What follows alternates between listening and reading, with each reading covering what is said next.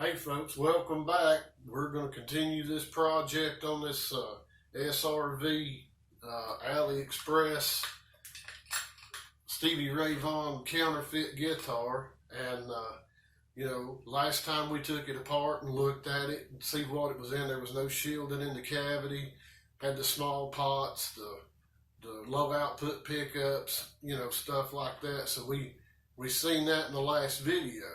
So since then, I have, went ahead and shielded the cavity. But before I did that, I had to take and cut quite a bit of material out of this section right in here so that the bigger pots would clear and fit in the cavity. Also, where this blue tape is right here, I had to take and cut a bunch of that down. Not try to cut plumb through the body, but give enough clearance to where the good switch would actually clear, because it was standing up. It wasn't even, the pick guard wouldn't even go down. So I've actually bent the connections on the switch down some, and plus took some material out of here. So, that's what you get into with these guitars, because this is not, like I say, it's a thin body. It's kind of like an Affinity or a Bullet. It's a pine body. I don't know if the camera will show it, but you can see this knot right here. But when I was when I was grinding this out, cutting this out, you could definitely smell pine. It's definitely a pine body, which necessarily isn't bad. I mean, it's a real resonant guitar. When you're playing it, you feel the vibrations through the body and the neck. I mean, so it actually, that's not a bad thing. I mean, for what it is. So that's what I got into on it. And that's why you can't just buy these things and drop parts in and go. You're going to have to do some modification to it to get it to where it's going to, work with higher grade components. So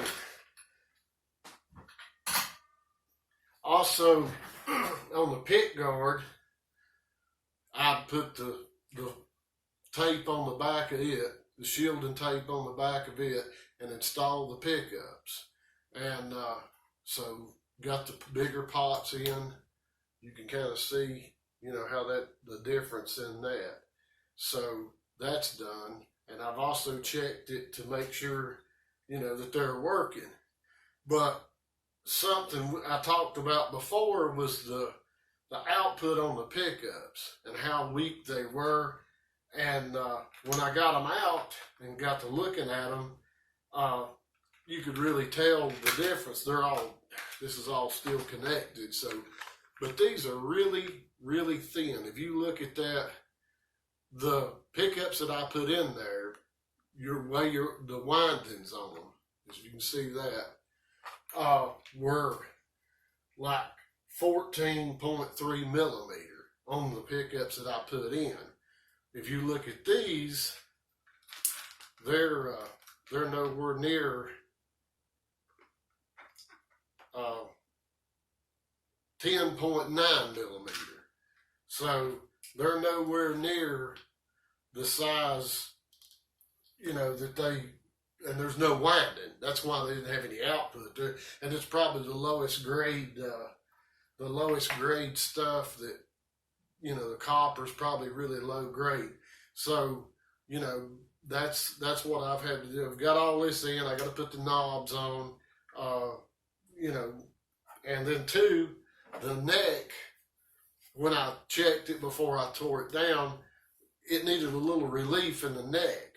And so this thing actually has the truss rod adjustment in the heel of the neck, just like, that a guitar from that era would. And believe it or not, it's got a two-way truss rod that actually works. So that's been, I've got this neck.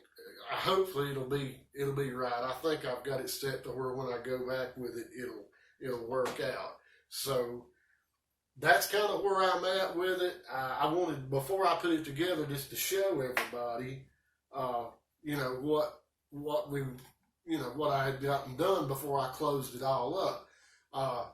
I got lucky. 2 of the 3 covers, the pickup covers, actually fit the stagger on the pickups. The middle one didn't, but I had another kind of old looking cover that did fit, so I was able to use the aged covers instead of. But the thing is, I've got the new covers. If I take these pickups out and put them in a guitar that's not relicked or aged or whatever, I can use those new ones. And that's the thing about upgrading one of these. There's nothing here that you can't take out and put in another guitar. So what money you spent, you're not throwing it away, because you can always use it somewhere else if you decide you don't like whatever you're doing.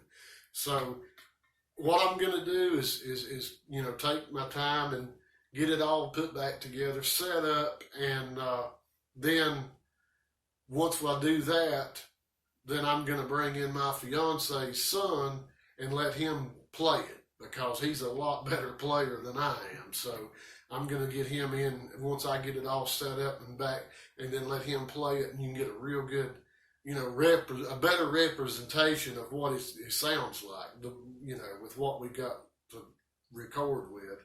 So that'll be, coming up just in the next few days. Between now and then, I've got to put the cooling fan in the Marshall amp. I've got the pickups came in for the Telecaster. The Earl Slick Bakersfield pickups are here. I've got the wiring harness, so that's something, we're going to upgrade that Telecaster.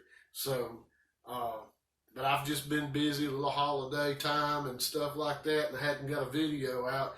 And man, I'm loving it. I'm loving all all the comments and everything, and the subscribers. It means a lot to me that people are interested in what I'm doing, and that's what I'm doing it for. I'm not doing it for the money or nothing. I'm just trying to show what little bit I know to people, so they can do these jobs themselves. And that's what the point I make with a lot of this is these Chinese guitars, they're not right. I mean, you can't put a Fender bridge on them.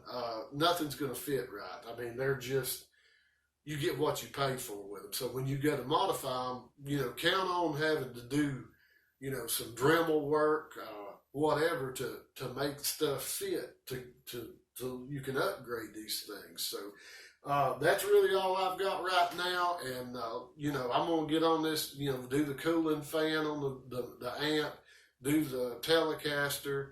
I picked up a J Tercer electric the other day. We may look at it in a video. So anyway, like I say, if you like what you see, give me a thumbs up. If you don't, give me a thumbs down. If you want to, please subscribe and hit the little bell and check out what's coming up. And like I say, I greatly appreciate everything, all the comments and support and everything I'm getting on this channel. So until the next time, see you.